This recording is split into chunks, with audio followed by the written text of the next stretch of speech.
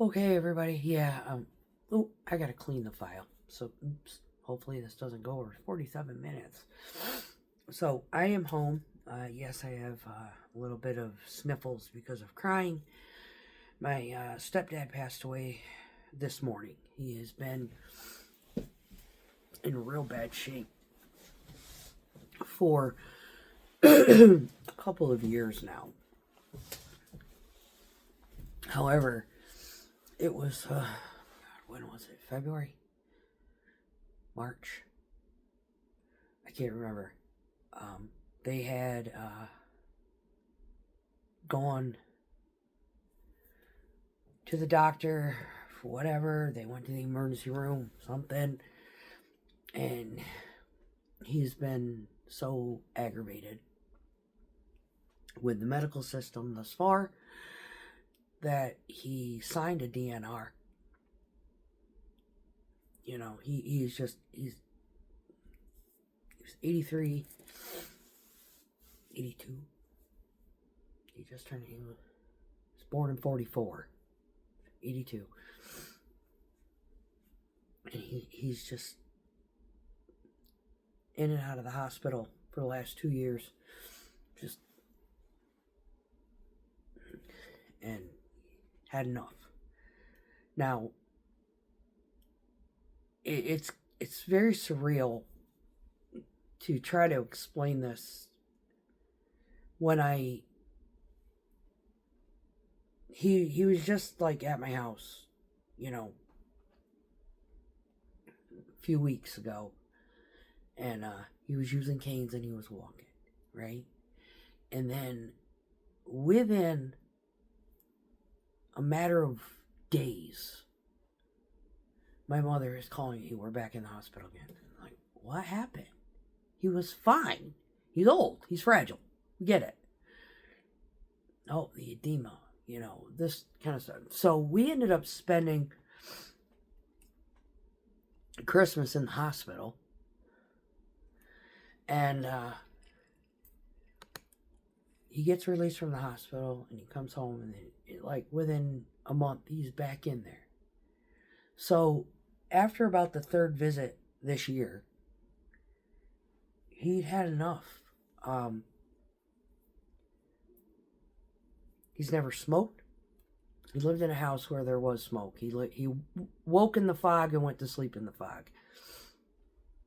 His late wife had smoked quite excessively.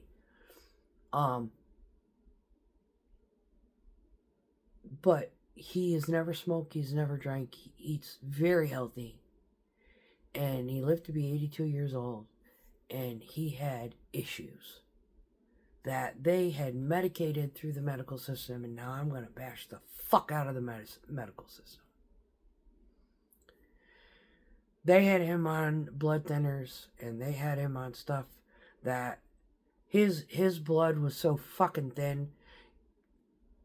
I was like, what are they doing? It's a wonder he has got any oxygen going to his brain.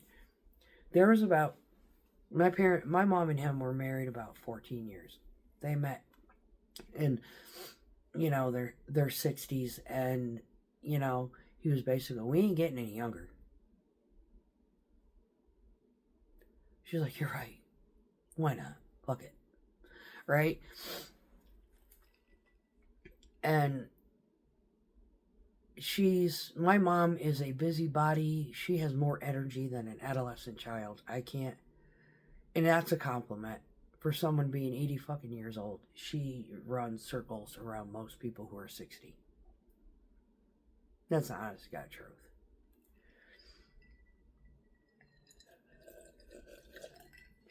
He was extraordinarily active. The last couple of years, I mean, he brought, you know, he had a finishing business that was contracted through a big builder down here, in which my stepbrother runs, by the way. He took it over. And that builder will be at my stepdad's funeral. speaking on behalf of him because of the 50 years that he was, contracted to do all of his finishing work. Chilly. Don't know why. But anyway.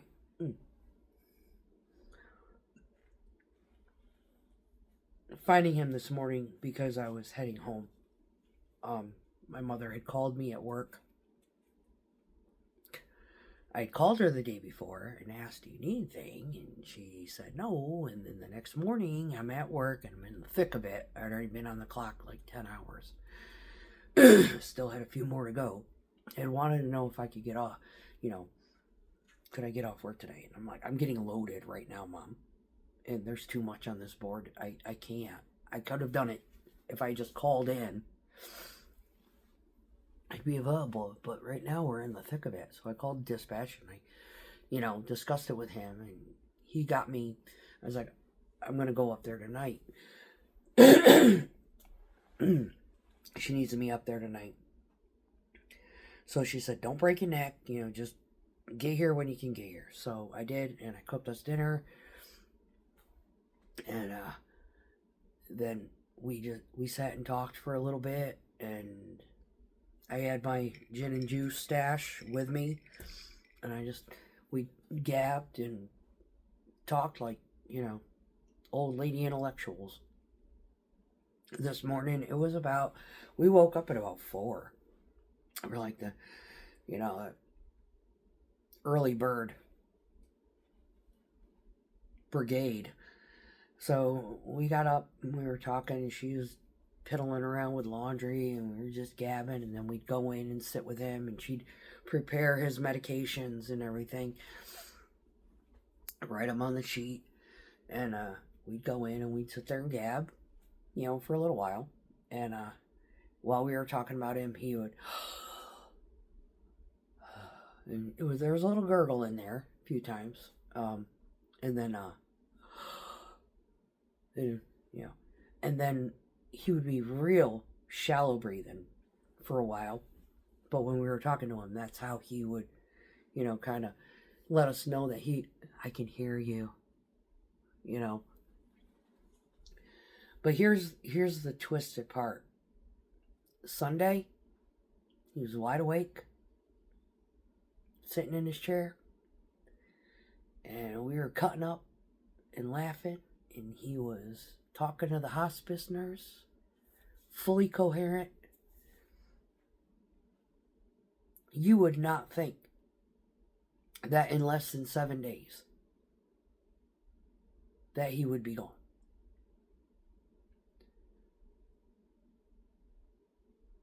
That's what blows my mind.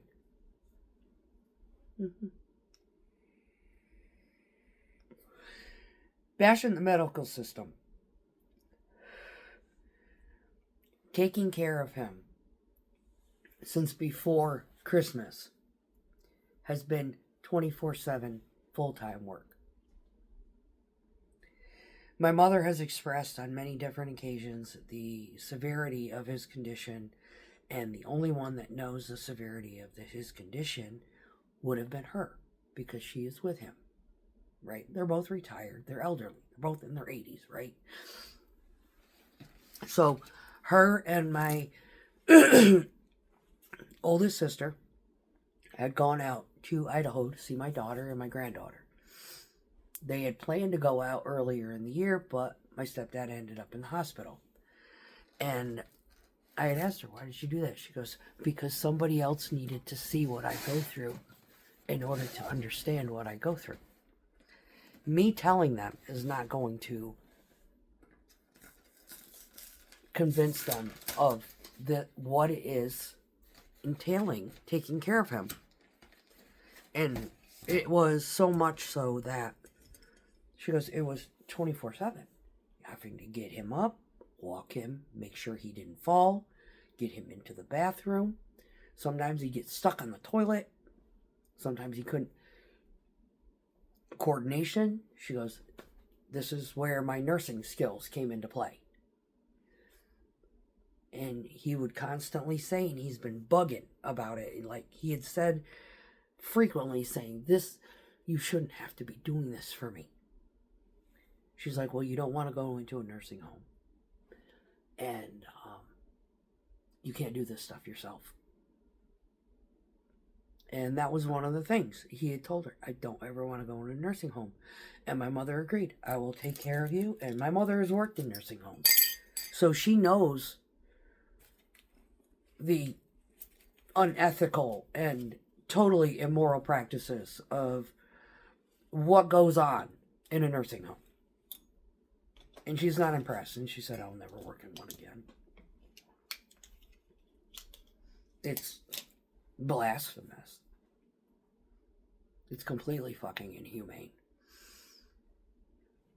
Now, my mom was a nurse forever. I mean, she graduated from college and she was doing internship work when I was in 2nd and 3rd grade. That's a long fucking time. And she just recently retired within like the last, I don't know, 5 or 6 years. Because I was already working this job when she decided to finally retire. I don't know how long I'd been at it. I just know I've been here 10. She hasn't been retired as long as I've been working with this company. My stepdad worked. God, he framed. I did the 1 bay window. And while I was visiting my daughter one summer, he came in while I was gone, because my mom's got a key to my house, and trimmed out the rest of my house windows, my new windows, except for this one and that one, because I ain't even figured out how the fuck I'm going to do that one. And this one I don't plan on keeping. There's going to be a door. Anyway, he came in and trimmed them all out to look exactly like how I did the other one in the living room. The one great big one. Used all my tools. I had all the materials here. All you had to do was measure and piece together. Yeah. They did that while I was gone. And I offered to pay him and he refused payment. It was like, it was fun. It was fun. You got everything anybody could possibly need to build a house or do any kind of trim work. He goes, it was too easy. Once we figured out how to use a saw, it was too easy. He's been doing this stuff his whole life, and he was active up until about a year ago. And everything started to fail. He even contributed to helping me build the damn tiny house that I built, and it's in their backyard. My mom's like, "What are we going to do with that?" I said, probably deconstruct. And we're going to save everything that is useful. I'm going to probably deconstruct it. She goes, "Well, what do should we sell it?" I said, "No, I think we're just going to deconstruct it. I'm going to deconstruct to the capacity of salvaging the things that are necessary. Like, I'm going to pull the ceiling fan out, because that's a nice one. It's pretty. Pull the windows. Pull the sink, because it's a very expensive one. Pull the mini vanity out. I might actually just use that one here in this house." She's like, "Yeah. I will either sell this house and expat it, or I will live in this house until I die. Those are my options."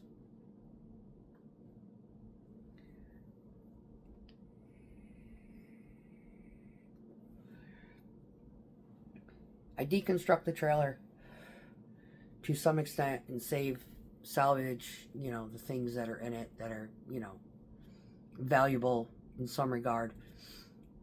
Might be able to resell them, may be able to use them in here. But for the most part, I said, there's no way to get that off of the ridge. It's not going to make it. It'll fall apart. It will, the lean is going to yank it, and it's going to topple, and whoever is hauling it is going to topple with it. And that's dangerous. And I wouldn't ask that of anybody. So she's like, so when do you want to do that? I said, probably next year. I'll probably end up taking a 3-week vacation coming up here and deconstructing to get it off the property. If we can wait a year, I'll take 3 weeks solid and do it. She goes, sounds like a plan. I said, we're going to have a low crawl. I've got stuff in there. It's probably full of mice. God knows. I ain't been up in here for, I've been in this house since 2017.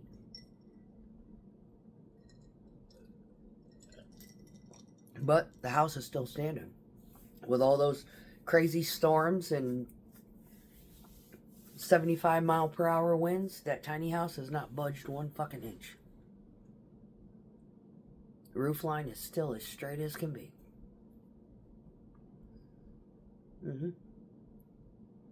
I had a lot of help with it. My stepdad helped me with it. My neighbor, who's currently working right now, he's driving 18-wheelers. And his cousin, who owns the farm next door. They've all, lent a little bit.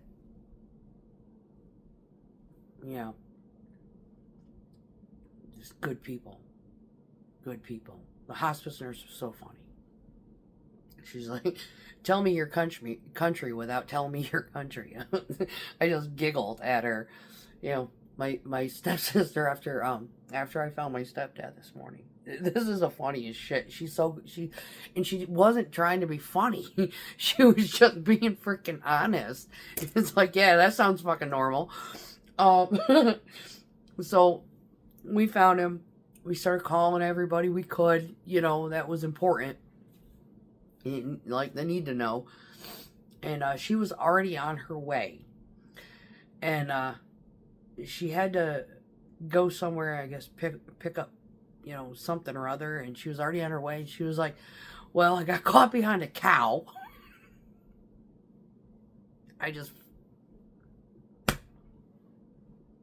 about choked. The way she said it was the fucking delivery was just, and she's like, oh my God. Niece showed up. It was, first it was her, then it was her husband. He came flying in,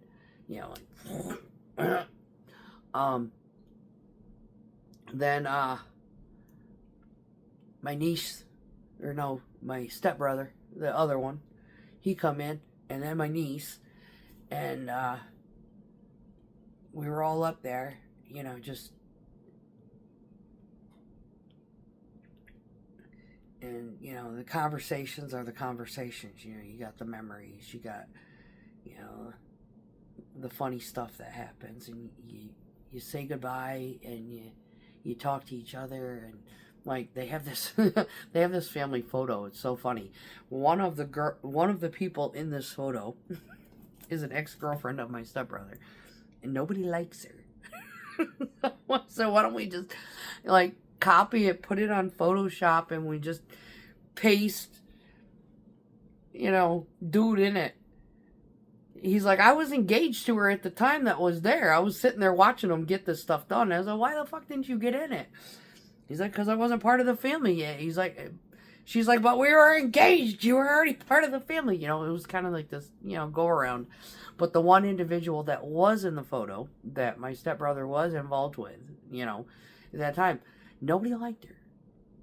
So she's no longer in part of the family, So they're going to go through great pains in the next couple of days to try and fix this photo, this family photo of their mom, his late wife, my stepdad's late wife, who to my understanding was an absolute darling. And even my mom had pictures of her up in the house. She found it one day. She was going through some stuff and she was cleaning because she's a busybody, and she went in and she was like, why don't we have any pictures of Charlotte? And he said, they're in a box. So, she's like, well, why? He's like, I don't know. You're the one who does the decorating. He was so passive. He didn't care. you know. And my mom's like, we need we need more pictures of you. It's all, everything in this house is all about me and my kids. I need more pictures of you and your kids and your late wife. You know, I've got my late husband, you know, all over with my kids. Yeah.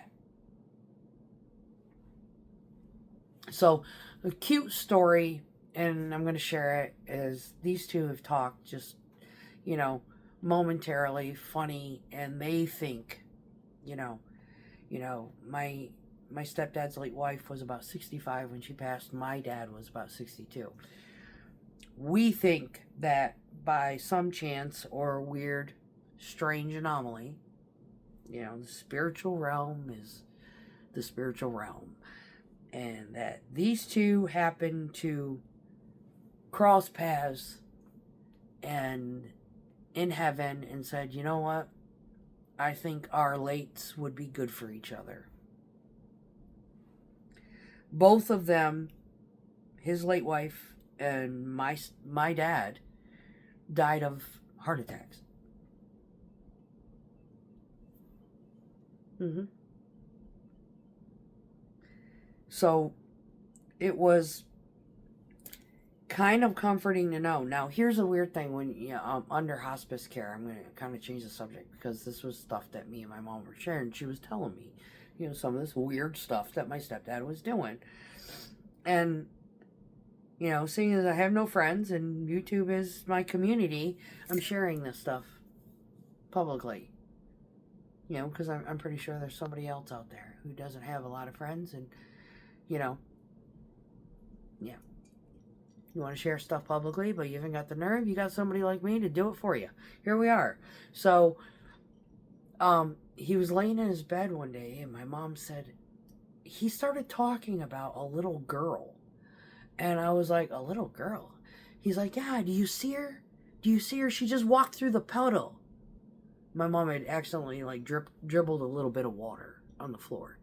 And she wasn't making a mind about it because it was just water. And she'd come back and clean it up. You know, it didn't need to be right then, you know. So there's this little puddle. He's like, she just walked through the puddle. She's got the teeniest little feet. They're only about that big. And there she goes. There's a little girl. So it was almost as though in the last few days, like this past week, he has been, even though he was quite lucid and aware on Sunday last week, even prior to that, things were a little loopy. Mom said, you didn't see it. I said, no, I'm not up here every day. She goes, well, after we went out to see the grandbaby, your stepsister had said that, yeah, they're, yeah, now she gets it.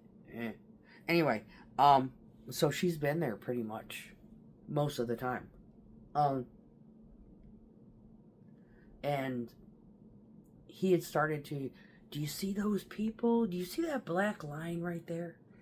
You know, kind of silly stuff, you know, yeah, and it gets dismissed. You know, they're just like, he's hallucinating, but he wasn't on the narcotics yet. That was the interesting part. She's like, it wasn't even on narcotics yet. We hadn't even started giving him the morphine yet. She goes, his birthday, he slept for like 24 hours. He wasn't on the drugs yet. I was like, what? She goes, I'm not joking. We had not started giving him the morphine yet. We didn't give it to him until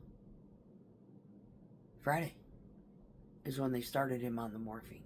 He was not medicated until Friday. And that is when they were dealing with the episodic rages. You know, they had some stuff for him, but not the morphine concoction. Mm-hmm.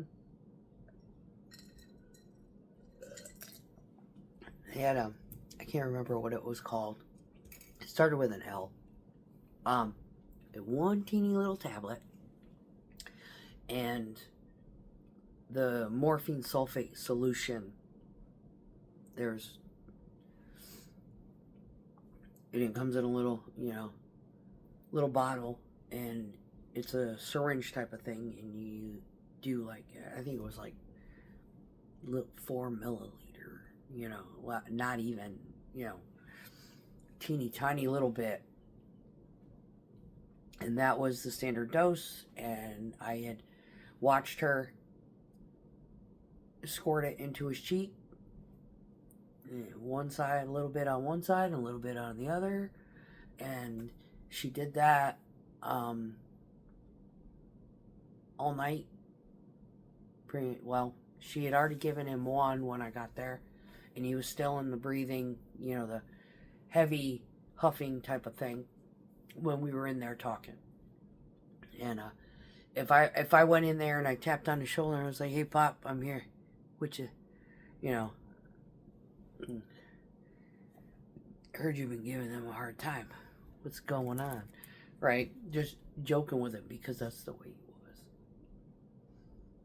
And he'd go,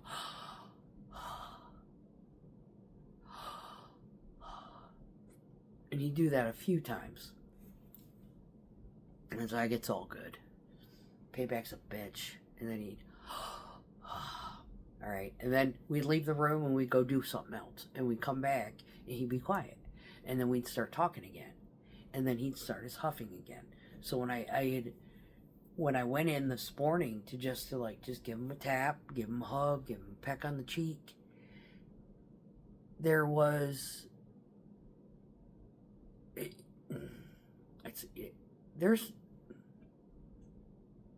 it's like the universe stopped. It's hard to explain the stillness. It's so weird. It's like you're walking down the street and all the sound just instantly goes away, and you're sitting there thinking, God, it got awful quiet quick.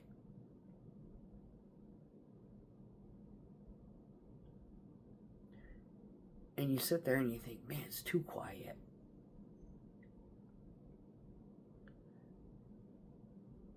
It was too quiet. That's why I was like,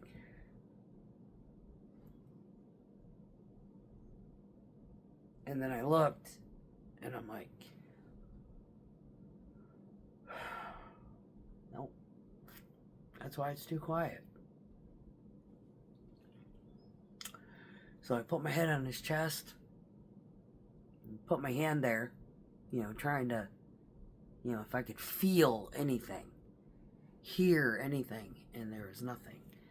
And that's when I called up my mother. And she was on the phone, and my mom is fucking ADD.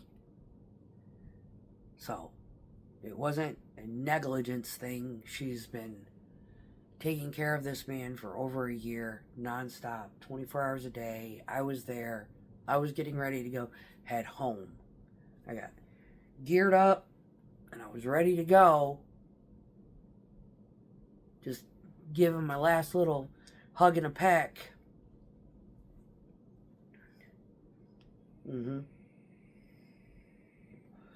Now, a lot of hospice people will talk about strange anomaly, and he wasn't on the actual hospice care yet, but I was telling my mother about some of these content creators who talk about this kind of stuff, right? And they give you the clues that, they're drained, they're bedridden, and all of a sudden they get up and they're trying to cook a 4-course meal for a company that's coming. And then it's like they get this wild burst of energy. Well, my stepdad had gone through that wild burst of energy in rage. He was never like that. Ever. He was so chill. He was like the chillest person in the world. He never lost his temper. but one time at band camp, in defense of me, to my mother. And she will fucking trigger a person, trust me. I know my mom. No disrespect. I love my mom, but I know her. So, there we were. Anyway, I was sharing some of these stories, and she started sharing some of the experience, some of the stuff, the weird shit, like him seeing things, and she goes, and that weekend, that Sunday that you came, and Monday, with your niece here and her husband and whatnot, was the climax. He was with it, aware, comical, cutting up. Nobody was even, I wasn't even thinking. When I got there yesterday and saw him in that hospital bed,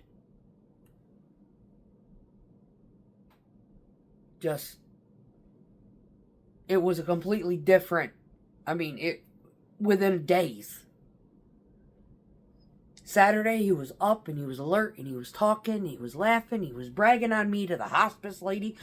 I'm giving him a hug, tell him I love him. He was great. He was, he was a shit. I loved him. And he was so proud of me. He even expressed, my mom was crying. She's like, God, he was so proud of you. She was, he would brag on you. He would brag on you all day. She goes, the one thing he said to me one day is, I absolutely love listening to her talk about how much she loves her job. I could listen to her talk about her job all day long. I just love hearing her talk about the ins, the outs, the goods, the bads, the uglies, and whatnot. I just absolutely love it. And my mom was like, really? He said, some of the stuff is just so funny. Some of it is heartbreaking because they put up with so much shit. And the other flip side of the coin is that she goes every day. She knows what to expect. She knows what not to expect. And she loves it, and she loves to talk about it. And he goes, I can listen to her all day long. Talk about that job. It is so fascinating to understand and listen to her, how she describes things. That was the last thing me and my mom were really talking about. And she was tearing up, I was tearing up. God, she goes, God, he was so fucking proud of you. She goes, and he said, I could listen to her tell stories all day long, even if it wasn't about her work, just the way she tells the story. And I said, I'm not a great storyteller. I just like to talk. And then my nieces out there, they were sitting there saying that she talks too much. And I'm like, you do not talk too much. She goes, well, when I get comfortable, I said, I talk to people to try to get myself comfortable. Whereas you stay silent until you get comfortable. And she's like, that is so funny. And I was like, yep. I start gabbing at people to get comfortable. And she's just the opposite. But yeah, she's adorable. She has raspberry colored hair right now. I love her. She's just, do your thing, girl.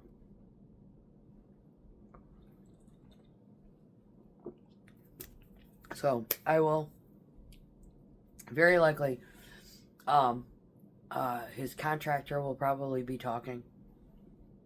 My mom was going to have my sister talk, and she opted out. They have a friend of theirs who's going to do that instead. And then I will be singing, if I can get through it, and I'm praying the fuck I can. I've done it before. It was on a 5-second clip that they did a news broadcast. I had sang Amazing Grace for a candlelight vigil many, many, many moons ago in Naples, Florida. I do not use any music. I sing it a cappella, and it's probably the only song that I can do really, really good, and I don't feel as though I'm actually copying anybody. It's one of those, that's my natural voice, and it comes Easy. I've sang it before, just, shits and giggles, 3 sheets to the wind drunk, after party, messing around with the karaoke machine, and at old girl's sister's house. They were all passed out drunk already in bed, but me, her, and another friend were up, and I was singing it, and she started crying. So, not saying it's good, I'm just saying I do it well. To each his own. Everybody has their preference. Anyway, yep, I'm just chilling, and now I gotta go clean the gallery, because I only got 47 minutes on here, and I know I've got a hell of a lot more data than that. I got a lot of crap and trash. That's what I've got. But I did make it up there. Hung out with Mom.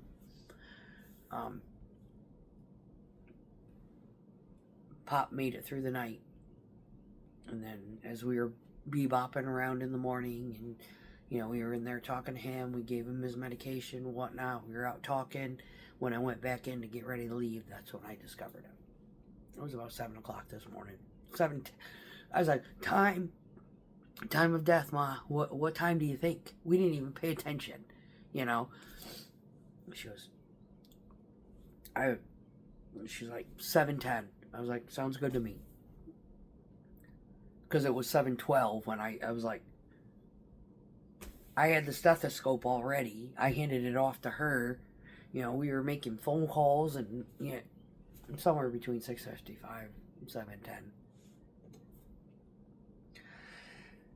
But he wanted this. That's the thing that a lot of people they have a hard time with. When someone passes spontaneously, that's when it's really hard. Yes, I'm heartbroken, because I really, really love this man.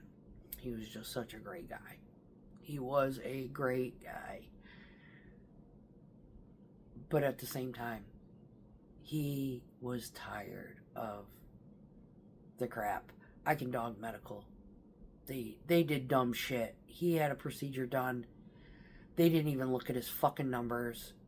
His cholesterol was a freaking 35. They had him on a statin. Yeah, go medical. You fucking idiots. Yeah. And when I asked my mom, I was like, why did they got him on a statin? She was like, well, after procedure, that's normal. I said, what are his numbers? I don't know. I said, maybe we should find out. Yeah, his daughter asked. They took him off it immediately. Here's the thing. If your cholesterol is a 35, that means your liver is not functioning properly. You're not creating the cholesterol within your own cell structure. Your own body isn't producing cholesterol the way it's supposed to. If it's that fucking low.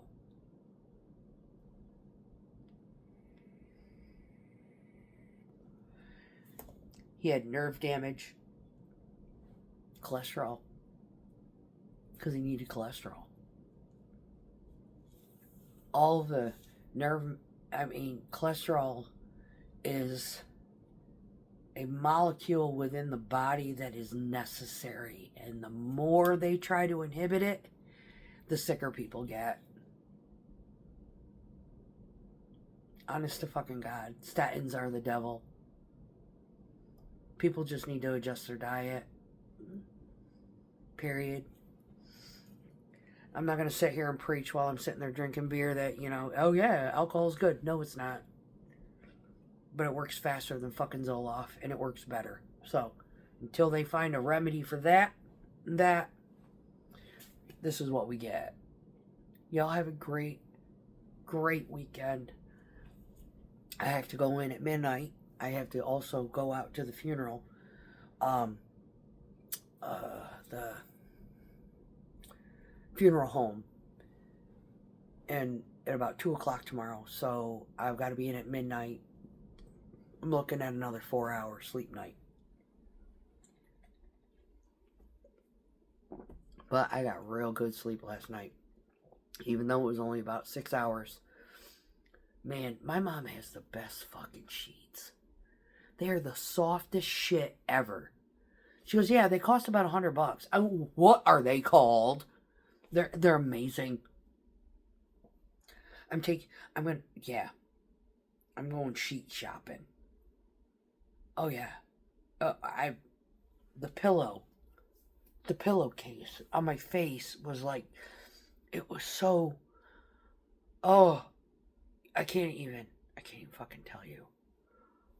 There's no explaining it. It's like I'm about to just drop the $600 and get Boll and Branch. Honest to God. I'm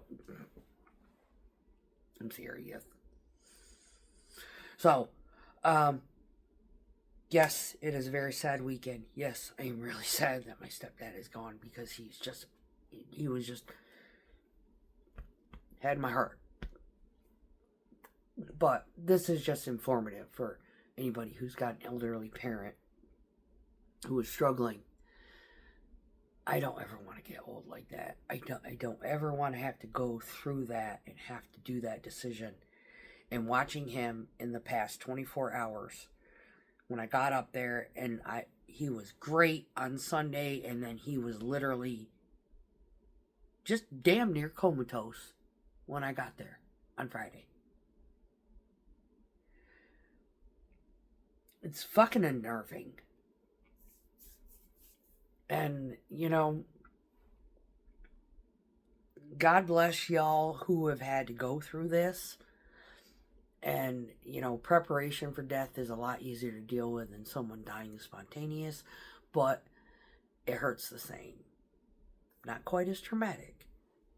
But the pain is still there. You're losing someone you love. They're not going to be with you. And we have to accept the fact that this is Earth. And we are not immortal. And everybody has their time. Sometimes time is a little bit more graceful, and I am grateful that my stepdad went out with grace. So y'all have a great weekend. It's okay. I'm okay. But thanks for the condolences to those who have sent them. Yeah, ugly crying commence. No, we can't do it. All right, y'all.